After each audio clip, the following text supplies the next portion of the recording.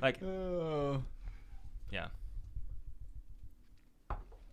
That's my hot take. Those are my hot takes for the day. I like them. Yeah. I like those. I understand that some people won't agree with that. It's okay with me. I'm okay with other people being wrong. I yeah. mean, They're entitled to their own opinion. Yeah. Even if it's wrong. Live on Facebook. I'm allowed to make fun of them for it, though. You are allowed to make fun of them, yes. In all charity. In complete charity. Right, of course. Yeah. Of Instructing course. the ignorant kind of falls under that category. Right. There's different methods of teaching. Right. One is through humiliation. Right. It's one I mastered as a big brother growing up. Like, I'm teaching you a lesson right Warning. now. Yeah. The Catholic Man Show is about to begin. If you're looking for dull, feel-good religion, or clap your hands, sit around the campfire kumbaya, you've come to the wrong place. We are dealing with toxic levels of authentic masculinity. I would say good luck, but luck is for pagans.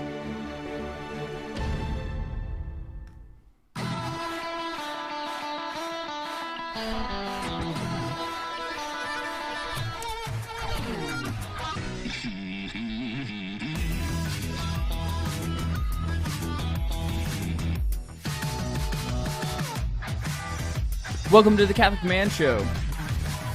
We're on the Lord's team, the winning side, so raise your glass. Adam Minahan here, sitting with David Niles, Juan Posada on the buttons, Jimothy over here to my left, guarding the door. He's been a little bit busy the last couple of weeks with fulfilling orders from the Catholic Man Show we've had store. several. Yeah. Thank you, Jim, for all your hard work. 'Tis the season. For helping us. Welcome. How you doing, Dave? I'm doing good. How you doing? Pretty good. I'm feeling a lot better now that we have our manuscript about to be turned in. Totally. That does. I will tell you, that feels good. That feels good. Feels good to be done. Now I can get to the other things that I've been putting off. Yeah. Right. Yeah. I'm excited about it though. Mm-hmm. I think it'll be.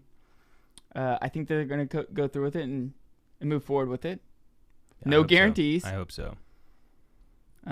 With a publisher known that rhymes with presension. Mm-hmm. But we're not allowed to say what the publisher is yet. I don't think presension is a word, first of all. However, it does rhyme with presension. Right. Mm-hmm. Yeah. It rhymes. Mm-hmm. So you're not wrong. I'm not wrong in that aspect. Yeah. But the word just doesn't mean It's just anything. not a real word. Yeah. But words are hard, and we make up words Sounds sometimes. like it's a word at first until you yeah, put the because it's shun at the end. presentation. Yeah, exactly. Is what I was going for, and it's like, oh, that doesn't work, and oh well. It's okay. I'm rolling with it. It also rhymes with dissension. Good. Hey, so Luke today, he wanted me to say, like, before he went to bed, he goes, "Hey, Dad, will you please let the people know on the Catholic Man Show what I did today? Give me a shout out." I was like, "Absolutely, bud." I was so proud of him. Today, he served his first Mass at St. Benedict. Yeah. And it was awesome. He did great. He woke up early. Does he know he has to be a priest now? That he, like, well, you served them. You served at the altar. You have to be a priest. He said he actually wants to be a priest. He's just very nervous about people looking at him. Yeah, well, he's got to get over that. Yeah, that's what I told him. Or he could be a religious. Could be, yeah, absolutely. So he woke up early this morning, got ready for Mass early. We went through the Mass here at home, to make sure that he knew exactly what he was supposed to be doing. We practiced with the bells, because here's something. One thing I don't like about altar service with bells. When you go weak. When you go weak on the bells. And then you suffocate the bells. And when you suffocate them, let them ring. Let them ring out. Don't just ring, and then put them have you down. ever watched let a video them ring out. of what do you call a bell choir? Is it a bell choir? Maybe you call it a bell choir. And they'll ring it, and then they'll raise it up. Boom. Yeah. And I think that's for a reason other than weird style. I think so. It's like when you ring the bells, raise it up and let it ring.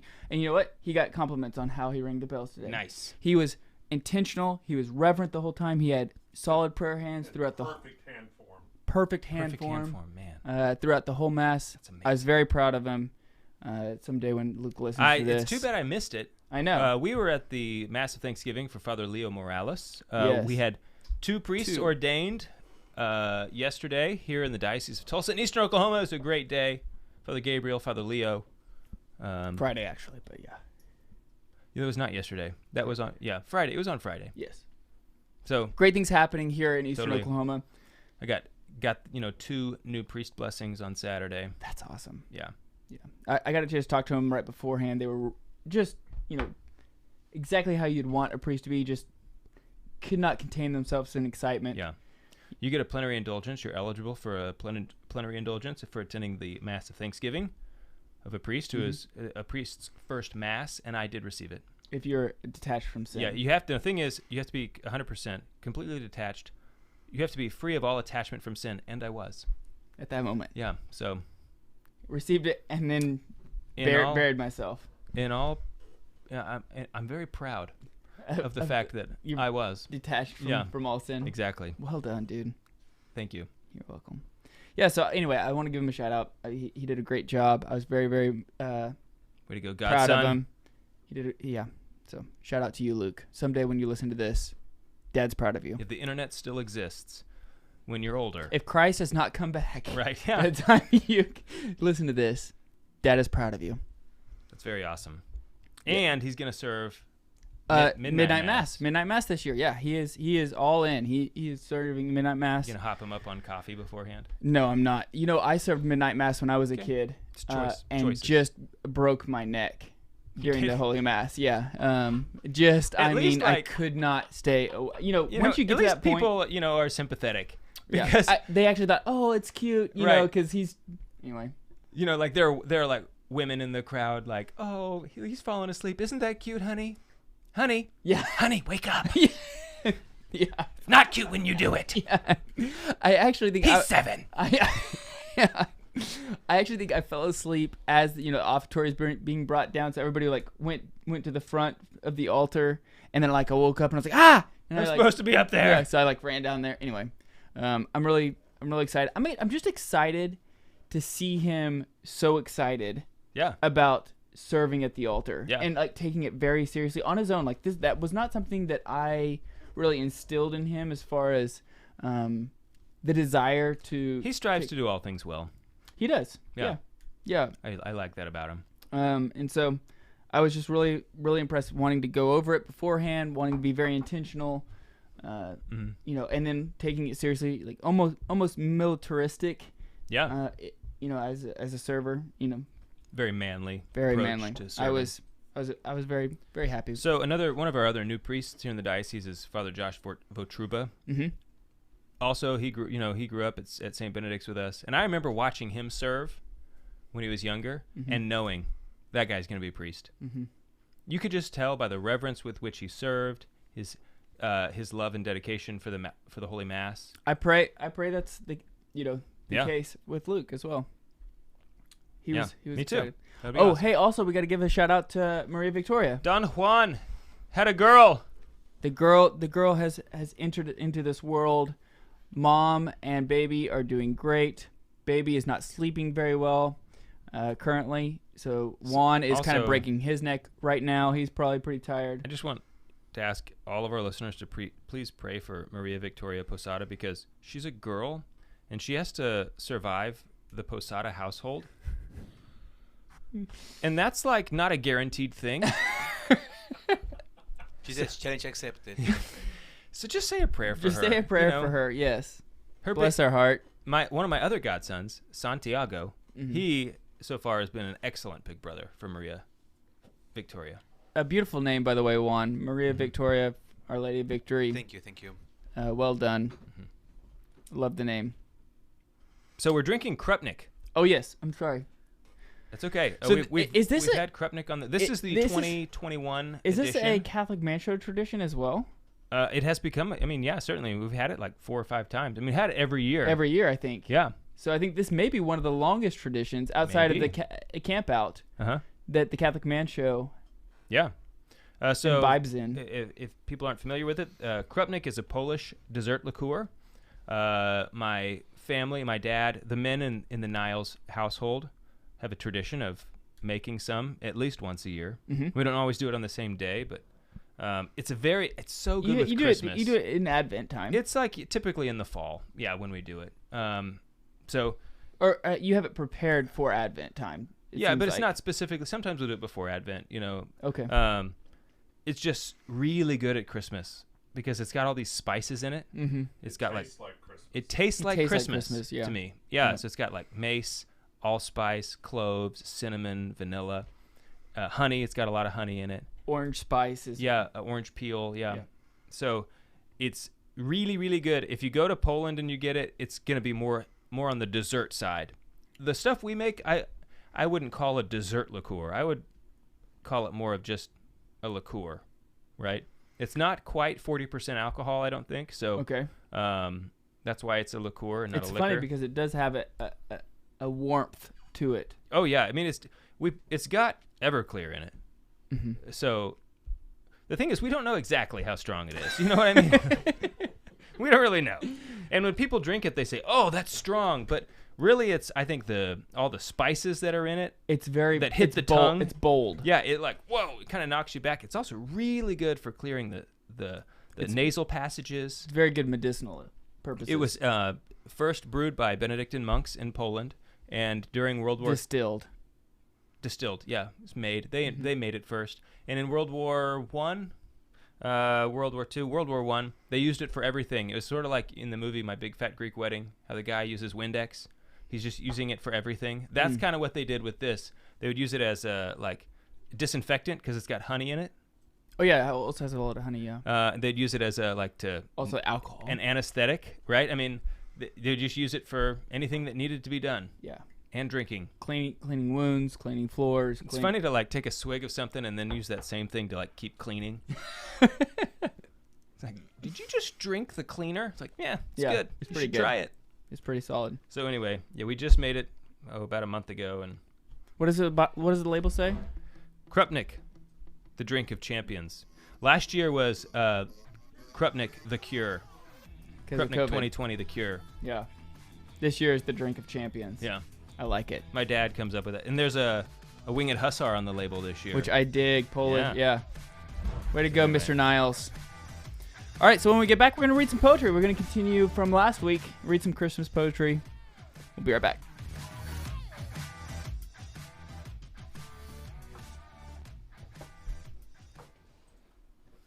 Can you show the book on the screen in case anybody asks? Mm-hmm. Si mucho. Can you see that? It's so hard to balance stuff because it's it's not off. And on the camera, you think, it needs to That way. Nope. That way. Ah! Christmas Around the Fire. By Ryan N. S. Topping. I think Topping is a funny name for a Christmas book.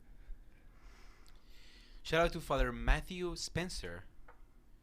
listening OSJ. to us from YouTube. Oh, nice. Father Matthew was on here. Father Matthew Spencer, nice. He has a radio show. He's fantastic. Yeah, with Relevant Radio. I feel very ignorant Shout out. now. Big fans, Father. I'm sorry, I don't know who you are, Father. This I'll- is just our producer. I'll He try to- focuses. Grow in holiness by finding out who you are. Yeah. Great man. Great follow on Twitter as well if you guys They've had him do the on Twitter thing. Catholic Answers like this last week. Oh, they did? Last week. Nice. He was on Catholic Answers recently. We like that program. Big fan of Catholic Answers and Psych Hellet. Also, I like Catholic answers.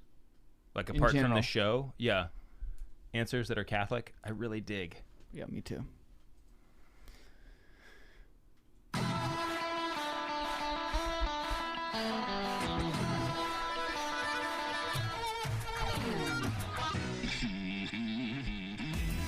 Welcome back to Catholic, the Catholic Man Show. I almost said, welcome back to Catholic Answers. We were just talking about Catholic Answers, but Silacat, we're coming for you. I should have just done it. Welcome back to Catholic Answers. I'm Cy Kellett. Thanks for joining us. In studio today, we have Adam Minahan, producer man Juan Posada. If you have a question, call 1-888-31-TRUTH. That's 1-800-31-TRUTH. You know the phone number. That's awesome. Okay. All right. Some more Krupnik. Another weird place for the Catholic Man Show record book. Yep. I am David Niles. Save that one for later. This is the Catholic Man Show. Warning, you're listening to the Catholic Man Show. Catholic Man Show involves high levels of manliness. If anyone in the listening radius is susceptible to high levels of manliness, please be warned. The show will be harmful to your health. Listener discretion advised. Cannot sue us if something happens to you. If you have So brain last week aneurysm. you threw out an idea which I thought was good. We're just doing it. We're doing it, and that we'll continue doing this week and next week maybe. The thing about having your own show is that you can just do stuff. I had an idea. I'm just going to do it. Yeah. So here.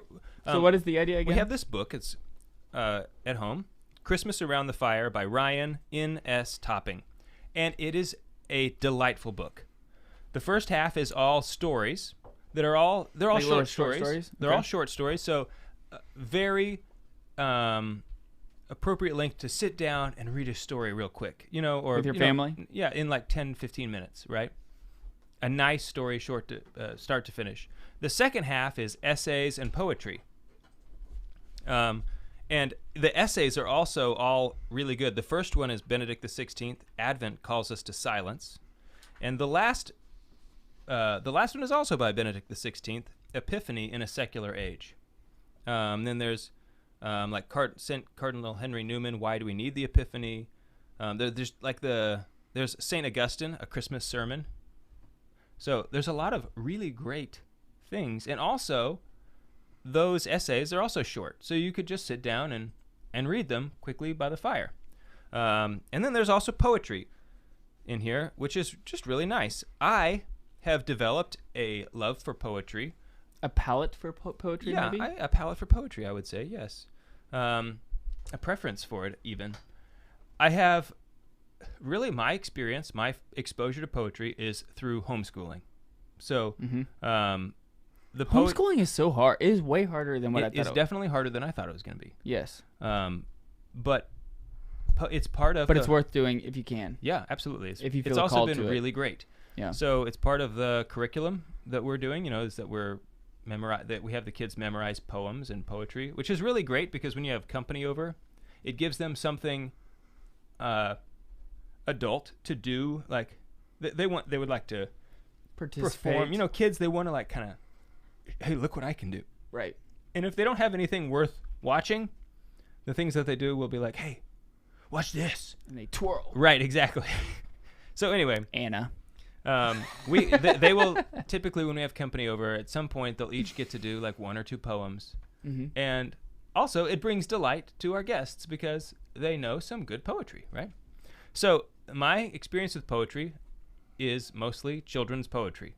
However, I also really like it. So in this book, there's some Christmas poems, which are really, really lovely. Today, we're going to read The Burning Babe by Robert Southwell.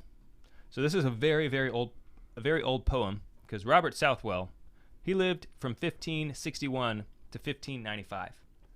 Right through the Reformation. So, yeah. So it's definitely not younger than that. It's at least that old. It's at least 1561. Right. It's at least 1595. He was born. Yeah. It's probably not 1561. If he wrote this poem the year he was born, I will take my hat off to the man. I mean, it's a good poem anyway, but... Okay, well, let's read it. So this is The Burning Babe. As I, in hoary winter's night, stood shivering in the snow, surprised I was with sudden heat, which made my heart to glow. And lifting up a fearful eye to view what fire was near, a pretty babe, all burning bright, did in the air appear, who, scorched with excessive heat, such flood of tears did shed, as though his floods should quench his flames, which with his tears were fed. Alas, quoth he, but newly born, in fiery heat I fry, yet none approach to warm their hearts, or feel my fire, but I. My faultless breast the furnace is, the fuel, wounding thorns. Love is the fire, and sighs the smoke, the ashes shame and scorns. The fuel justice layeth on, and mercy blows the coals. The metal in this furnace wrought are men's defiled souls, for which, as now on fire I am to work them to their good, so will I melt into a bath to wash them in my blood. With this he vanished out of sight and swiftly shrunk away. And straight I called unto mind that it was Christmas Day. So I thought this is just, when I first heard this poem, I remember it like really striking me, just that there, here's the babe, and even from the earliest moment, he was his passion was a part of his life from the beginning, which is very true. I mean, I think the more you study the life of Christ, his passion was part of what fueled his love and desire, right? I mean, that's why he came. He didn't come just to check it out. Like the cross was his goal. He knew what was going to happen. He came for that. And so it's just a beautiful image and something I think is worth pondering, which is what good poetry should do. It should give you something to ponder, right? The beauty in the simple, in like regular things, which is my favorite thing that poetry does, is it takes ordinary things and brings them to light in a beautiful way. Yeah. Is there anything about this poem that what was your favorite like thing? The last sentence. The last sentence was like, bam. That it was Christmas Day. That it was Christmas Day.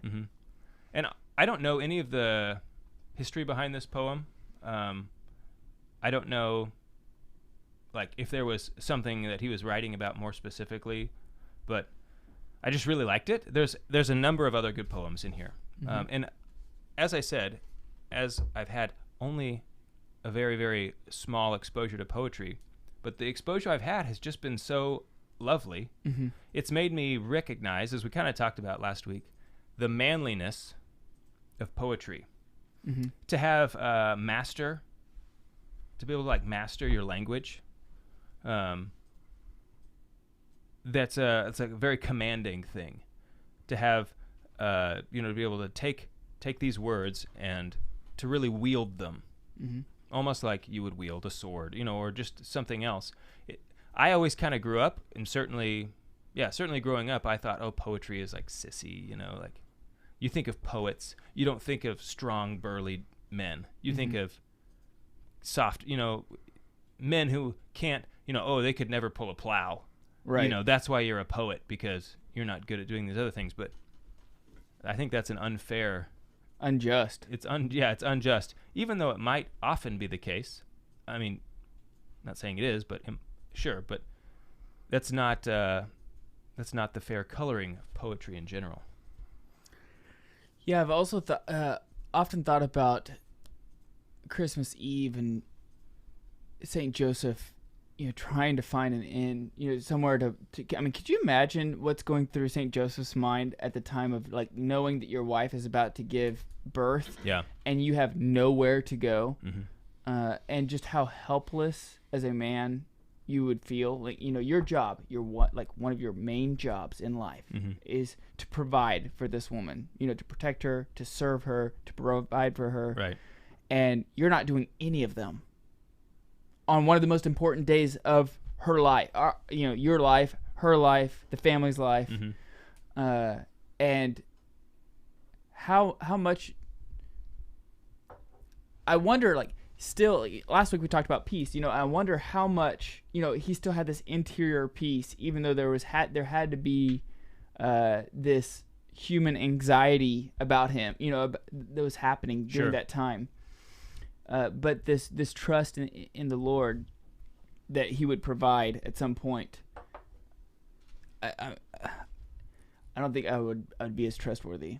Certainly. I mean, I would have been a wreck. And, you think about the little things. He's going, from inn to inn.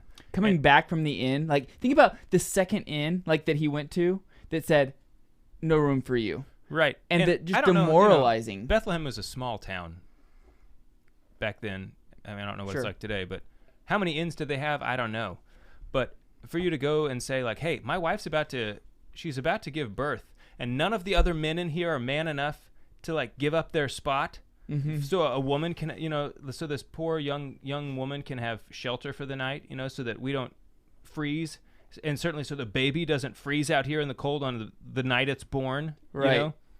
Like that that also would outrage me. Yes.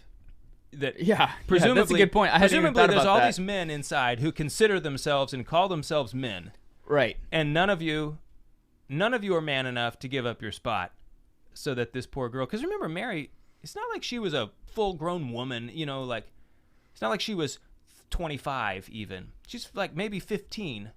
Right. Like she's very young. Mm-hmm. So in many ways, she's kind of still a young girl, and that kind of makes it even worse. That not only is she a woman, she's also like kind of a kid still.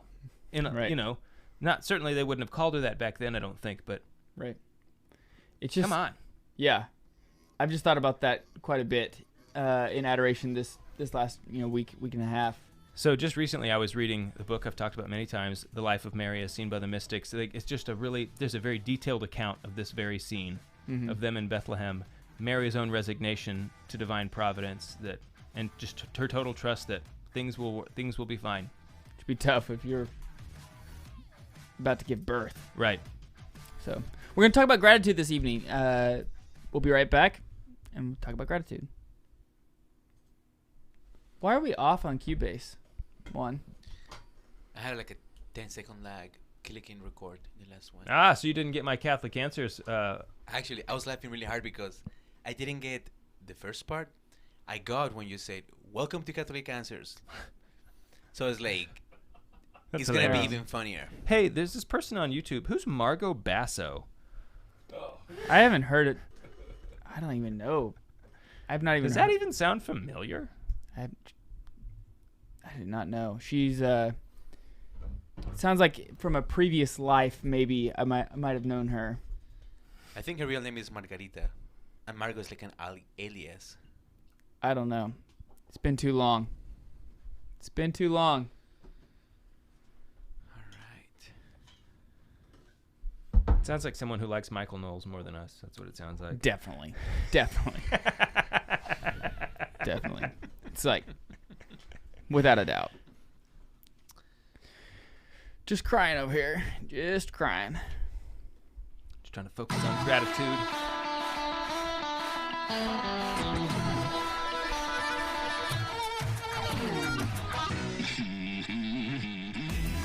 Welcome back to the Catholic Man Show. Drinking a little Krupnik. I did say crump that time. I'm telling you, I think You did. Yeah. Thank you for catching it. I actually like Krupnik better. It just sounds kind of cooler. But Krupnik, Polish liqueur that David Niles Sr. or no, not Senior. I didn't actually help this go around because I wasn't like Drew and I weren't able to be there at the time. So my dad made this one all by himself. As he was listening to all by himself. Yeah. Crying. This one might be a little extra salty. Who knows? Don't want to be. Yeah, so we're going to talk about gratitude this evening. I thought it was interesting. So Dave, you threw this at me today. We didn't see each other at Holy Mass this morning, so we didn't get a chance to talk. You threw out you wanted to talk about gratitude. What made you decide to go with gratitude today? Well, I was praying, and that's what I felt like we should talk about. But also, we talked about peace last week, and I mentioned one there. Like gratitude is one of the main ingredients for peace. And so I thought, well, let's talk about it. It's also peace is a very obvious thing to talk about in Advent. I think gratitude is also. Learning gratitude is an important part of waiting and preparation. The kind of waiting that we're doing here in Advent is the kind of thing where we should be focusing on things like gratitude, so that we can more appropriately, more fully, more completely celebrate the birth of our Lord with a truly joyful heart. Gratitude leads to joy, leads to peace. Gratitude is one of those things that if you don't have it, you just will not be happy. You just won't be a happy person. And it's almost as simple as that if you're not grateful, then you're going to be unhappy. And it's almost like when you encounter somebody who is grateful, it takes very little time to realize there's something like, to me, gratitude and evangelization go hand in hand because there's that hope that is within you to defend your faith, like Peter talks about. that it sets you apart from the people, from the secular world. Yeah. And it's like, wait, what is it about you Mm-hmm. that is attractive? And it's besides the muscles and the hair and Right. everything and the beard and everything else. People don't even have to question. I mean, they see, Right. they know right away. Outside of those things, Right. it's They like, wouldn't even ask that question. it's clear that you don't take things for granted. Right. Like you are grateful for what is, for the people around you. Yeah, so and- gratitude is what grounds you in that peace. If you are rooted in gratitude, then you're the unmovable rock that no matter what winds come, no matter the storm, you have now that attitude of recognition. You're grounded in reality, in the reality that everything you have received is a gift, and Christ, in his providence, in his goodwill and his love for you, will continue to bestow gifts upon you in what's good for you. Sometimes those gifts are crosses. Yeah, and they are. I mean, every cross is a gift, Mm-hmm. even though we don't want them. They don't feel like gifts often. At the time. Sure. I mean, that's one of the things that sets Our Lady apart, is that this is what she had perfected, was completely resigning her own will. Which I'm not going to say it began at the Annunciation, but certainly her response to the angel Gabriel at the Annunciation is a great example of her total resignation of her own will. I would say at the moment of her conception. Well, right, but that Her- wasn't her possibility of giving, like the moment that she had the opportunity to give up her resignation of her own will. her own conception. Wasn't she couldn't will her own Right. conception. The moment right. that she had the potential. I just picked the Annunciation. It's recorded in Scripture, and That's a good one. we're all really familiar with it. Yeah. So That's a good one. anyway, gratitude. I think it's just really something that you could really talk about anytime. Sure. But we're going to talk about it today. Okay. So St. Thomas. Who? Yeah. So there's this guy. He lived a long time ago. He's kind of bald. And he wrote a book. He wrote a couple books, but one of them I really recommend. It's called The Summa. And in there, he talks about gratitude. Okay. In several parts. In several parts.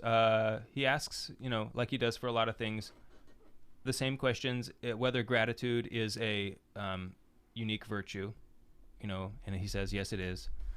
But there's a hierarchy of gratitude, no matter what. The hierarchy goes, God. So if I do something good for you, if I give you a gift, you should be thankful to God before you're thankful to me, before you show gratitude to me. And so in this case, gratitude is an action. Okay, so gratitude is not just an attitude in what he's talking about. We're not talking about just an attitude of gratitude. We're actually talking about actions of gratitude. So those actions should be oriented towards God before they're oriented towards me, even though I'm the one who's giving you something. Ultimately, God is the final cause of Sounds very Thomistic. Yes, of what I'm doing for you. Then he says, before the benefactor, you should be grateful to your parents who brought you into being.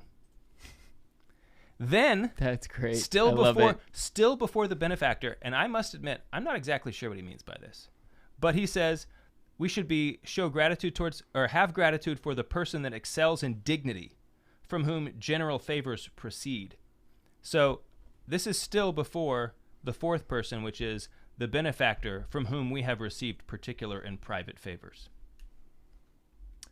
So I tried to look into that, and I'm not a Thomist, no matter how much I want to be. So I'm just not sure what he means. But it's on the list. I didn't want to skip it because he put it in there. So I was like, well, St. Thomas thought it was important. Like, I'll put it on the list and just humiliate myself. Don't and, got a lot to say I'm about not really that. sure what that means. Like the person who excels in dignity. Don't we all? I mean, we all have dignity. So So that goes. that gives you something to look. This is homework. If you want to look something up, you can go look that up when he talks about gratitude in the Summa. Okay. So there's this book that I was reading actually not too long ago, and when you said we were going to talk about gratitude, I was like, ooh, I'm pretty sure he has something in there. It's called Learning the Virtues That Lead You to God. It's by Romero Guardini. Is there a partridge in that pear tree? There is a Holy Spirit. I think that is a partridge in the pear tree. It's a Holy Spirit. You know, a partridge is a bird. Yes, I did know that. I'm pretty sure that's what it is. And he talks about how gratitude can only be done between persons, like between people. Right.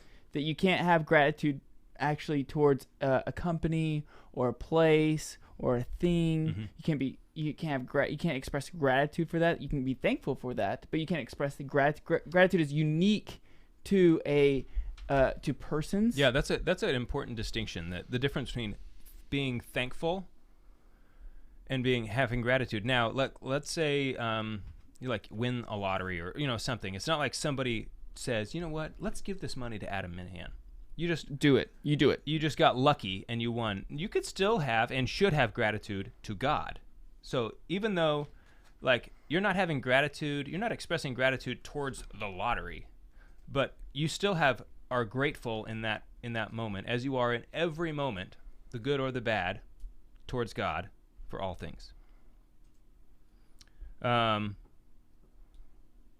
So I was just trying to find this in here. Oh, here it is. Here gratitude is possible. So he's talking about like between people, right? And like the giver and the receiver of gratitude, and how there has to be at least two people involved. And he says here gratitude is possible, and it becomes the basis for community, which I thought was like that line was very interesting, because when you're talking about the hierarchy of gratitude, the basis of community. What else? The basis of the mystical body of Christ, like being in communion with the whole body of Christ. Yeah. And so like that resonated with me when I read that, and I read your notes for this evening. I thought, oh, that's actually really interesting. That gratitude is one of the things that is the foundations within a community. Mm-hmm. Yeah, that's super important, right? Because if you don't, so gratitude, there's an element of justice. It's a sub-virtue of justice. Mm-hmm.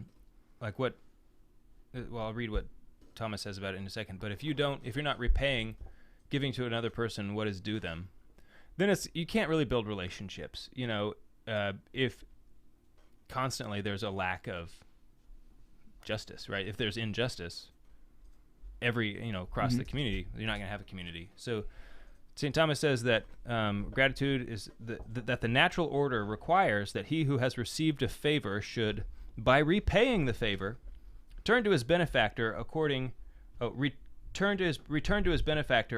to the mode of each. So of each benefactor.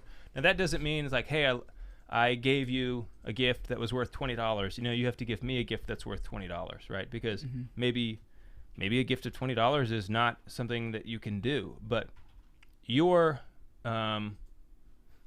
gratitude, like the way that you show thanks for that, should be in proportion to the gift that you have received. So to one who does a small favor for you, a smaller amount of gratitude is owed to him as to one who does a very large favor. So he also goes on to say, do you have an obligation to return that gratitude immediately? And the answer is no, because if you are too quick in showing your gratitude, not that you can't say thank you right away. I mean, right. Obviously you should say thank you, but it can make it seem like it's a transactional thing. Like, right. Oh, here's this. Okay, here you go. Like you do this. You don't actually care. You don't actually appreciate the gift. Right. You're just responding out of like a cold necessity. Like the Nard dog on The Office. Right. You exactly. Invite me to the wedding. Boom. RSVP. Give me a birthday present. Boom. Thank you note. Like, I mean, he's just like immediately transactional. It's like a formulaic response. Right. Right. Instead of a personal response. The Office analogy with the Summa. You thought it couldn't be done. Here we are. We'll be right back.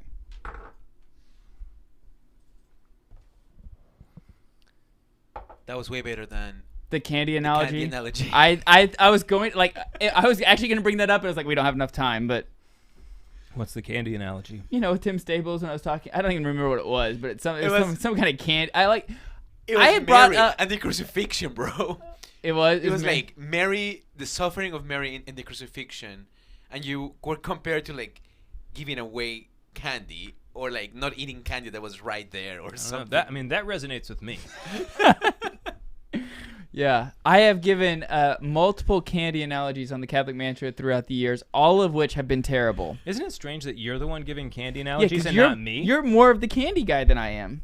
Maybe you've just learned that this is the way to communicate to effectively get your point across. You know what? If you make a candy analogy, people seem to get it. Right. But really, it's just me who seems to get it when you do that. This is the manifestation of that you are the sum of the 5 people that you hang around. You need more friends. You don't need better friends. You just need more. I'll just tell you that.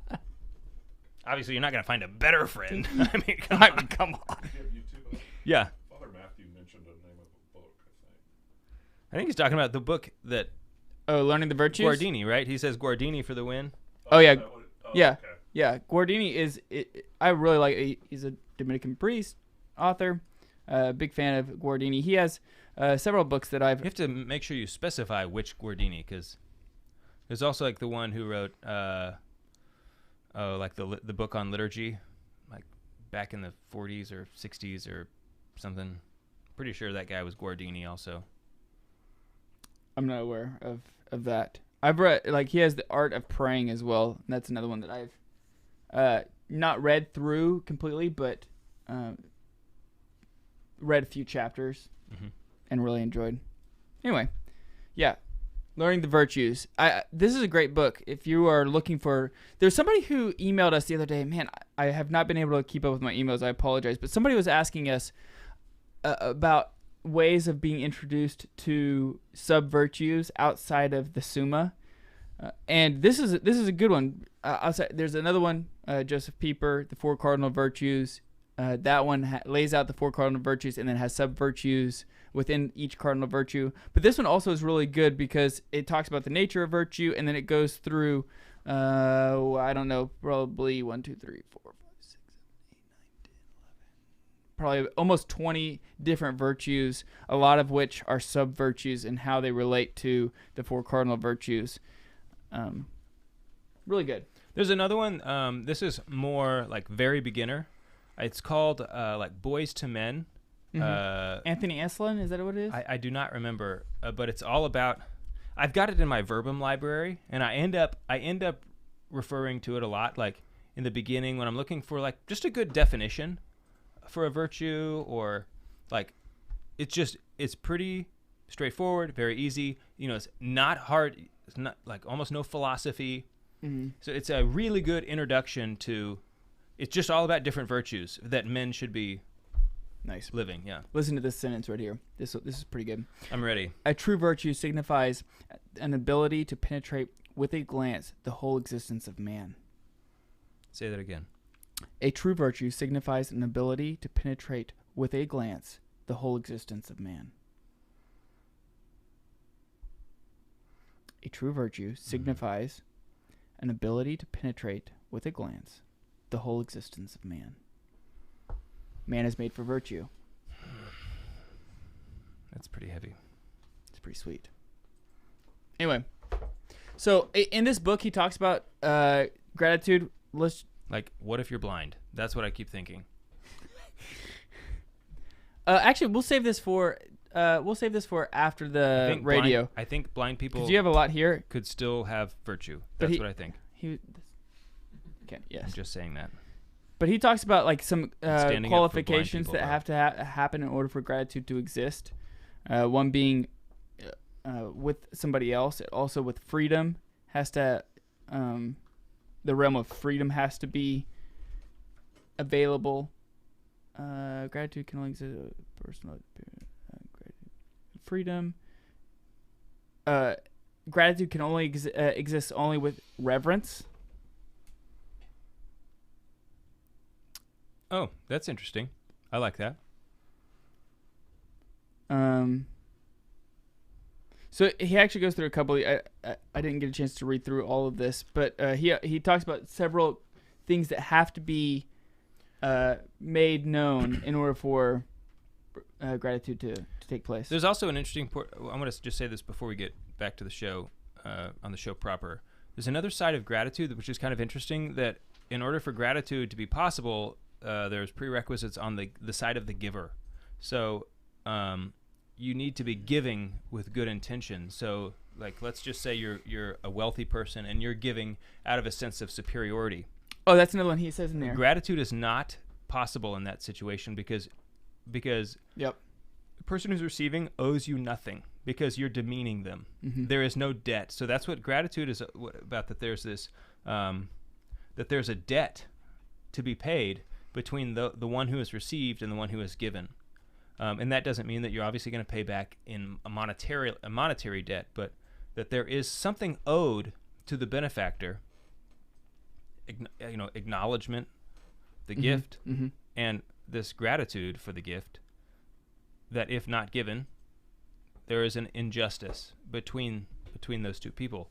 But once again, if the person isn't doing it out of charity, they're doing it selfishly or for whatever other distorted reason, then the gratitude owed them is at least diminished, right? That I don't owe you as much because you don't actually care about me. You care about your reputation. You care about other things that are not godly. It's very Pharisaic.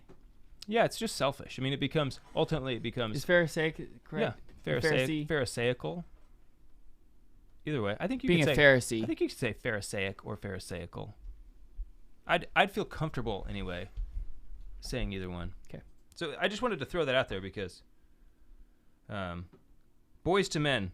Okay, it's just called Boys to Men. Margot is written by Tim Gray and Curtis Martin. Oh, okay. Yeah. There's one by Anthony, Defending Boyhood, or maybe. Oh yeah, Defending Boyhood by Anthony Eslin. That's what you're thinking of. Yeah. Yeah. So if you want, the Boys to Men is very introductory level of virtue, but they're also a phenomenal R&B group. Right. At least they were. Last time I listened to them, they were pretty poppin'. All right, let's keep going.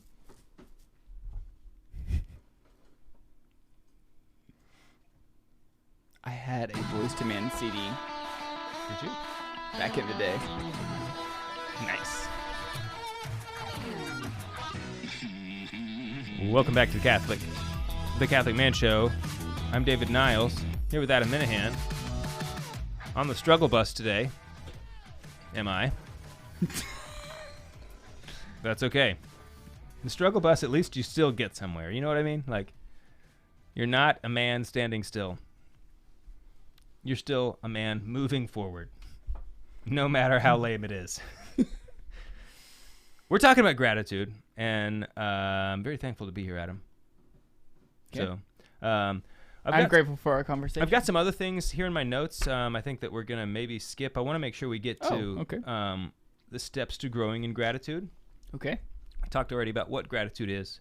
We also talked quite a bit about it off the air just now between segments. So make sure to check out our YouTube channel you can see that other content, or subscribe to the podcast. You can get it there too. Well, not in between segments. Not in between segments. No, not on podcast. Oh, you're holding out on everybody. Well, I do not. Check it out on YouTube. Yeah, go to YouTube. Just do it. Go to the YouTube. So I found an article by Catholic Digest on some good suggestions to growing in gratitude. Okay. And then I also added some other ones to the list. Okay. So I thought we could just go through them. Chit chat about them? Yeah. Okay. Just chat shit. Okay. So the first one is prayer. If you want to grow in gratitude. Shocker. Yeah. It's a mind blower, but prayer. Okay. This needs, I think, no discussion really, but actually I think it does. But there's a lot you could say about it. I think it does actually, because I don't think that is actually a practical, like an understanding. Like, it's like, I want to grow in gratitude. Okay, pray. Okay, so I'm going to adoration. What do you mean? Like, how do I grow in gratitude through that? So okay. I could hear somebody saying, I could hear somebody say, like, that doesn't really make sense to me. Like, so I think that there's a couple things about that. Like you said, adoration. Let's say you go to adoration and you do nothing but sit there. You don't pray. Mm-hmm. Simply being in God's presence in that moment will not leave you unaffected. So if you dedicate time to just going and being there, like, and do nothing. Mm-hmm. What about take naps? I mean, I think if you go there and intentionally take a nap, you're really like limiting yourself, but you will not be unaffected. That's what I'm saying, is that you will the net result will not be zero. So funny story, when Luke was first born, when I was a first parent and Luke was not sleeping very well, during my lunch break, Yeah. I would go to the Adoration Chapel because I knew I could catch about 45 minutes of sleep. And I was so tired at that point because I was like sleeping hardly at all. Yeah. And so I was like, I really want to sleep. I'm going to the Adoration Chapel. Yeah, so I think some people might have a problem with that. Okay. I'm not saying that's like the going best there route on to go. going there on purpose to sleep. My intention. I think that in that moment, My intention was I wanted to sleep, but I thought this is also a bonus to be sleeping in Sure. God's presence. You know, they say it's not appropriate to smoke a cigar while you're praying, but it's very appropriate to pray while you're smoking a cigar. Mhm. Okay, you see, so like if you have an adoration hour, don't like work on your homework during Right. your adoration hour. Right. But if you're gonna be doing homework, why not do it in adoration? That's, you know, that was kind of the mentality that You I know, was like- because I could have just like slept in my car, like just right. So I personally am not offended at the notion of you going there to sleep. However, there is an element of reverence, you know, Right. that is owed. I'm not saying it's the thing to do. I'm just Yeah. saying I we did that. You know, we have to like cover our bases here. Right. So prayer is going to help you grow in gratitude, I think, a number of ways. Number one, by directly praying. If you want to grow in gratitude, then ask our Lord to increase your gratitude. This is a very effective thing to do, okay? Because when you pray for things, especially when you pray for virtues, when you specific things. yeah, when you pray for things that are in line with God's will, and I can 100% assure you that God desires a greater level of gratitude for you. Mm-hmm. So, praying for it directly, also spending more time in prayer, generally speaking, will also teach you. I'm not going to use the phrase attitude of gratitude, but an attitude where you're grateful, more grateful than you were before, Okay. just by I think the point. deepening that relationship with him, Right. coming to know him more, and as you come to know him more, you recognize that Mhm. Everything you have Is a gift. Is because of him. Everything is gift, right? Right. That was the main thing I wanted to make sure we talked about is that asking to be increased in in specific virtues, specific things, specific prayers yield better results. So the next thing is surround yourself with people who are grateful for life. I think everybody knows that one person who's like really happy all the time. Mm-hmm. Also, pro-life movement. Yeah. Most people who are around, Yeah, like people who are just happy to be alive. You know, they say, it's another great day to be alive. You know, Right. people who just love life, who appreciate life. Mhm. The thing is, attitudes in general are contagious. Whether you have an attitude of fill in the blank, those attitudes are contagious. When you're around other people, they have a tendency of subconsciously and unintentionally even adopting those attitudes. It's part of our natural desire to fit in with one another and like to be a part of a community. We're made for community. We're around people. We want them to like us. We want, it's just a natural thing. So if you surround yourself with people who have a grateful attitude, who love life, then you will find yourself learning the ways of that attitude and more easily able to adopt them. You can see how they respond in different moments of life. And now oh, hey, if I was, so-and-so, and it just becomes more natural. Number 3 is just the idea that materialism fuels our ingratitude. This is the problem with that we were talking about just a couple weeks ago on when we were talking about Advent traditions and like my struggle with tons of presents with with Right. kids. Yeah. Or for myself, right? So the suggestion here is to say a prayer before you buy something. Say a prayer. Like, is this something you really need? Is it just something you want? And they also talk about with your own children. And so instead of like if they've made some achievement, if they've done something good, and you're gonna give them a reward, instead of buying them more things, stuff that's probably gonna end up in the trash in a week, whatever. Try doing different things like rewarding them with experiences, or non-material, Just spending time with them. non-material gifts, Because right? that's really what they want anyway. I mean, I think if it's just spending time, I think that you don't want your kids to feel like, oh, I have to like perform to get time with dad. And I don't think that's what you're saying. That's not what I'm saying. Right. But like getting to do something fun together is different from getting to be together. So I think that's a good suggestion. The next suggestion was focus on forgiveness. So if there's someone in your life that you are struggling to forgive, that is going to turn into, you will find yourself in an struggling with gratitude. Okay? So if there's someone out there who has hurt you and you need to forgive, focus on that, because forgiving them will lift a burden off of your soul. That's not like, gratitude is a light, your soul is light and able to freely move over. You know what I mean? It's like nothing's weighing you down when you're grateful. So if you have a burden, it's tough to be grateful. I thought that was a particularly good suggestion, or point that they had on here.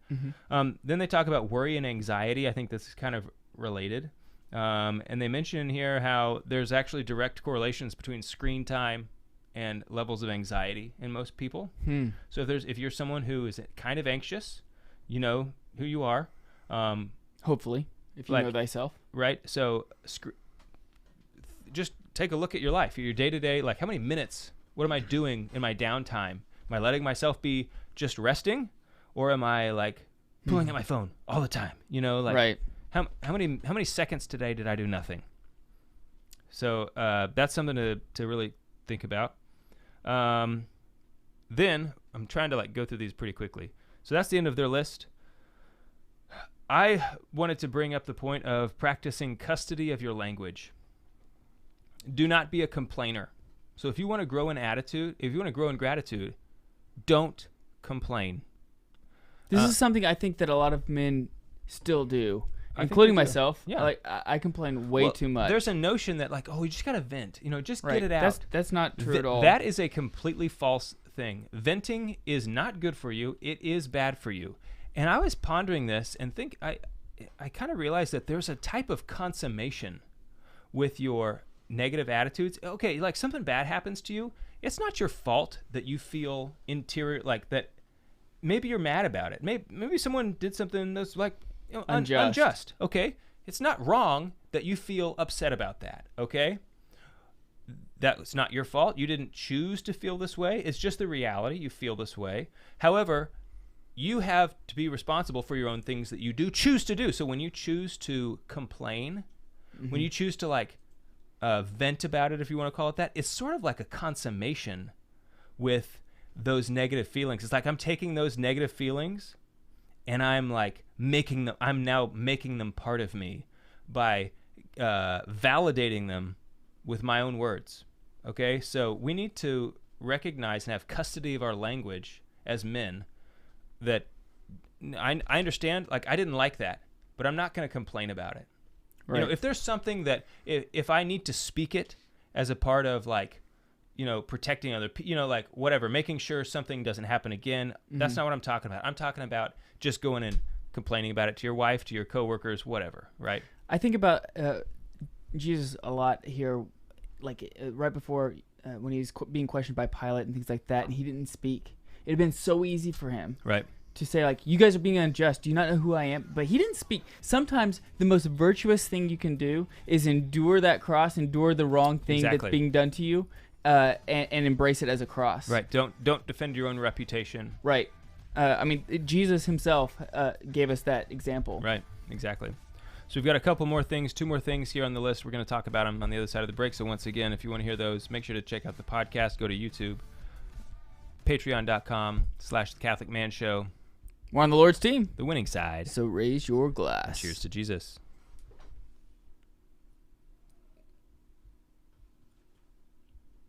Okay. So the other things that growing in gratitude, regular confession. I think I was pondering and kind of meditating in my own life. What are the moments where I have felt the most grateful? Is when I'm walking out of the confessional, that's a moment when it's like I just laid my sins before the Lord, like my Creator. I have offended thee, like this. I did these things on purpose. You know what I mean? Mm-hmm. I deserve to die, really, for these things that I have done. And just mercy, right? And just pondering the mercy of God. Think about your life. Think about where you've been, as your own relationship, your own journey. I know for myself, I have periods in my life that are, very sinful, terrible. Yes. It's ridiculous. Yeah. So when I think about who I was then, I was so mad at you. Yeah, you were there for a lot of it. Not all of it, but definitely some of it. But when I just think about the person I was then, mm-hmm. and how the Lord's love for me was no less, even while I was a sinner, which is today, I'm still a sinner. He still offers me mercy, mm-hmm. unlimited mercy. Right? If only I would come to Him. Right. And so just thinking about that, it's like, how do you not have at least some, you got to be hitting on the gratitude scale at least a little bit, right? At least a faint drumming of gratitude, even for like the person who's the most distant from God. When you ponder these things, there has to be something in you that is grateful mm-hmm. for a Lord who is like that. Even if you don't believe in Him, mm-hmm. just the fact, like that, the concept of a God like that has to at least inspire you, if you let it. Right. One of the things that we talked about a couple weeks ago was traditions in Advent and things like that. One of the traditions that we have at Christmas in my family is before we sit down and we open presents. My dad does the Christmas wafer and oh yeah, and does a few things. Is that like a Polish tradition? I think that's Polish. It is. Yeah. But another thing that I really think is beautiful is that we stop and let my grandmother address the family. Mm-hmm. My grandmother is one of the holiest people that I know. Yeah. So I always enjoy, like, what is she going to say? This year, I sprung it on her. I think she wasn't prepared, but it was one of the most beautiful things. You guys got together already. Yeah, we got together because we have so many so much family that we did it this weekend. And she said, something that I've been meditating on. This is what she said, like off the cuff, something that she just felt like the need to tell the family. She said, something that I've been meditating on recently is that if you took all the sin that you've ever done and you could combine that sin into a ball, and however big that ball is, mm-hmm. and then you take all the sin from all of your community, and then all the state, and then all the country, and then all of the world, and then from all of time, right, and make this ball of sin, and see and imagine how big that ball would be. The hurt. Think of all the hurt. Right. Just think of all the hurt that you have personally caused. Like, mm-hmm. if you were to, kind of like what you're saying, bring all of that hurt into one moment, mm-hmm. And give it to yourself, would you be able to live? Would you survive that one moment just from your own life? Much less from all of time. Right. I mean, and you're probably not that bad of a guy. When you think about some of the things that have, have you ever raped and murdered somebody? Probably not. Right. If you've done that, you're probably not listening to this show. If you are listening to this show, that's great. I'm glad that you are, but go to confession. I'm just saying that no, I'm not doing the whole I'm not a murderer. I'm not that bad of a. Right. That's not what I'm doing. Right. Anyway, I understand. Sorry, so, I'm also interrupting. No, that's fine. So she was saying take this into the big ball, and then she says, imagine how massive this would be, mm-hmm. and then know that just one drop of His blood that would drip onto this ball mm-hmm. would have been sufficient for all of us to go to heaven. Yeah. And she said, yet He dropped all of His blood onto this ball. Yeah. For us to go to heaven because He loved us so much. And I was like, wow, that is incredibly beautiful. When you bring it into a tangible, I don't know, I just thought it was. Sure. That's a beautiful analogy. And, even without His blood, just the incarnation alone Mhm. was an act of humility so great, it would have been enough to save an infinite number of universes. The fact that the second person of the Trinity, who is infinite in all of his ways, would confine himself into flesh in space and time, just that is so humiliating for God that alone would have been enough to save an infinite number of universes. I think that we're talking about how gratitude involves personal relations, right? It involves people, and I think within your family, there's a lot of times on holidays, it's tough to get together with family members. Maybe some of the family members don't get along very well together. Whatever the instances where it may cause anxiety or stress. Yeah. Well, that's because you're. Never mind. One of the things that I think a beautiful tradition that my family has, and I think that it would be advantageous to at least consider it for your own family, even if you don't necessarily agree with the elder members in your family. Yeah. Show the virtue of piety and give them the floor to address the family. Sure. Even if you don't necessarily agree, maybe, or see eye to eye with grandma or grandpa, whatever it is, but giving them that honor and that reverence of, grandma, grandpa, whoever, you guys have wisdom that maybe we don't have, and I want to give you the floor to address our family. Yeah, I think, and maybe don't put them on the spot in front of everybody. No, I would give him a heads up. Right. But I think that showing that reverence to the elders of your family is something that we have lost a tradition of within the modern age, and I think that that's something that when we're talking about how do you build up gratitude, how do you build up gratitude even within your own family, showing the reverence and the piety of and the reverence of the elders. And being grateful for them, and being grateful for them being part of the family, and letting them know that you're grateful for being in the family, is very important. I think Thomas Aquinas would agree with you. Piety is number 2 on the hierarchy of gratitude. Okay. God, parents, yeah. people who excel in dignity. He rips off my stuff I know, all dude. the He does time. that to me too. Like, Right. Thomas, that was mine. That was. I said that first. Anyway, Dude, if by the grace of God we get into heaven, like the first thing Thomas is going to do, he's going to walk up to us, slap us on the face, and be like, that was my stuff. he's gonna float over to Now, us. now Hey, float over here, slap us, and then give us a hug. You deserve that out of justice. You deserve that. That's if not he true. does, when he slaps us, it'll feel so good.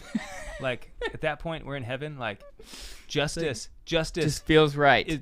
we would rejoice in it. Right. And he'll be floating down from his upper. Yeah. Oh yeah. No, he's he's descending to slap us, no doubt, and then he'll float away. I'm gonna go back to my box seats. Okay. Right. Like, look at the cheap right. You seats. guys way down here. And I would be happy. Like the opposite of the nose. I just want to be exactly where the Lord wants me to be. Yeah. In the hierarchy of heaven. So the only other thing I have here on the list is memento mori, to remember your death. And just because when you put things in context, like so often when I get upset, something happens to me that I feel like I deserve better than this, or like as if I'm so important, you can't treat me this way, that sort of thing. It's because I am forgetting to remember my death, and how at my judgment will this matter? I mean, probably not. How many times have we all stressed out about stuff? And maybe it's not like someone did something wrong to you, but you're just anxious or like, worried about getting something done on time, or like you should try to do things on time, but whatever it is, at your judgment, how much is this gonna matter? And here you are stressing out about it and losing these virtues. You're kind of letting go of these virtues of gratitude and other virtues because of whatever, right? And so remembering your death puts things in context. In perspective. Right. And it helps you be grateful for everything, even the trials. So that's especially important for me when you're bearing a cross of some kind. Those are the moments when I tend to as if I'm being treated poorly. The Bible tells us that blessed is the man who receives the discipline of the Lord, because that's a sign that he loves you. So those are actually moments that we should be especially thankful for. If you have no crosses in your life, then how are you supposed to grow in virtue, right? Those are that's like the trial by fire, the refining fire that turns you into a better, pure, stronger man, right? So for me, that's just especially helpful because I do tend to complain when stuff bad happens to me, you know, even though I put that on the list. That's why I put it on the list, because I'm just thinking and critiquing my own self here. Right. Which is pretty much what this whole show is about. It's like looking through like how we are not good at things and be like, we should talk about that. Yeah. Because I'm really bad at it. Right. I have firsthand experience about how bad this is. I know that's important because I've had to confess it many times. Right. Yeah. And I'm sure we'll continue. Mm-hmm. Anyway. I mean, we just have so much to be thankful for. It's Advent. And maybe, actually, when you're listening to this, maybe it's already Christmas. And in that case, we have an immense amount of things, you know, infinitely more to be thankful for.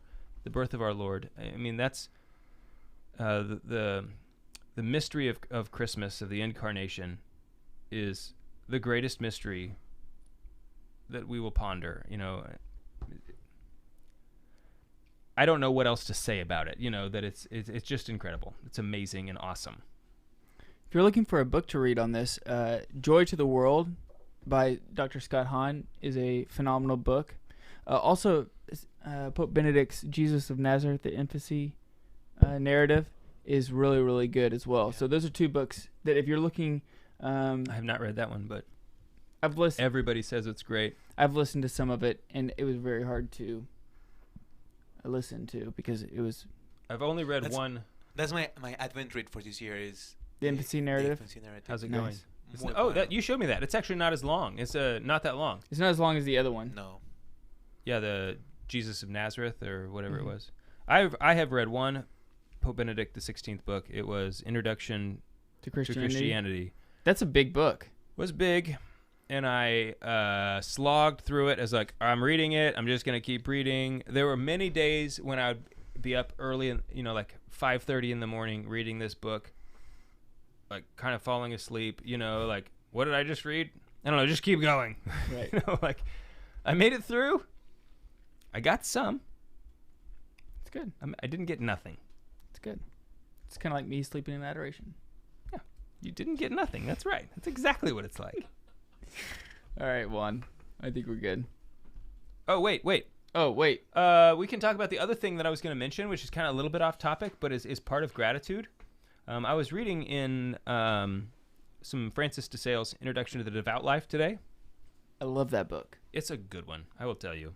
And so he was talking about, this is slightly related, which is why I put it in here and why I skipped over it, because it's not like totally on topic, but how to live a life of poverty while having riches. And just about adopting this attitude of poverty, which is a very, very hard thing to do.